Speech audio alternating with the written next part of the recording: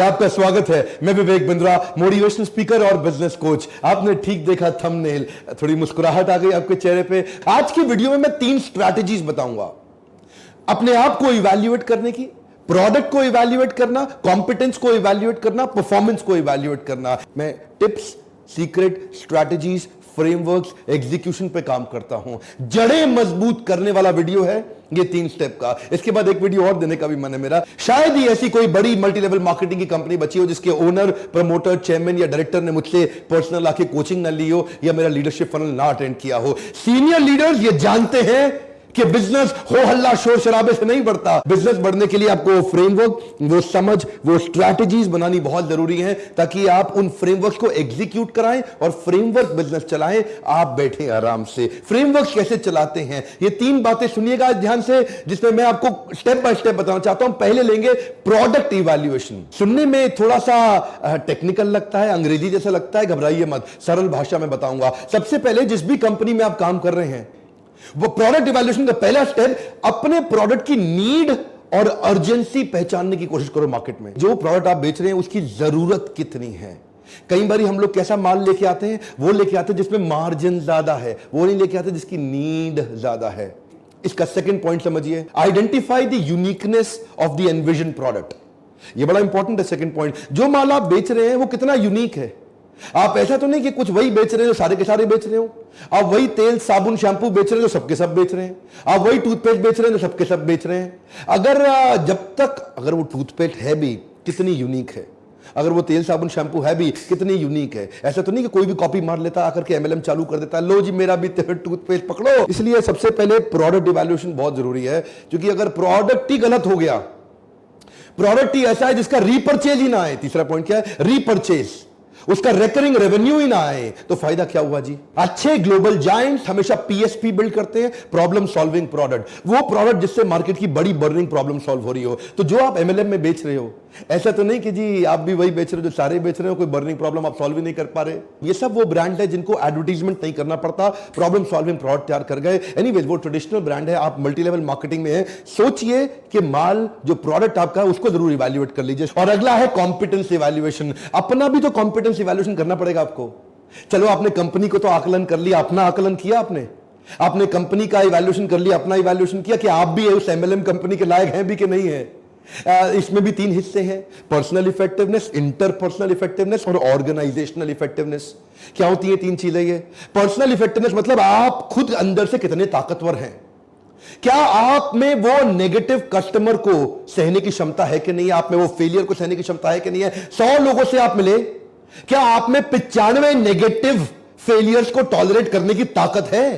पहली ताकत तो आपके अंदर वो कन्विक्शन, वो एंथुसियाज्म का ट्रांसफर ही सेल्स को बढ़ाता है। जितना आप अपने प्रोडक्ट पे उत्साहित है ना, उतना ही उत्साह आप दूसरे वाले को दे सकते हैं। आपका personal effectiveness, that's first. Second है इन्फ्लुएंस करने की कला, सामने वाले को कोच करने की कला, उसको इन्फ्लुएंस करना आता है आपको।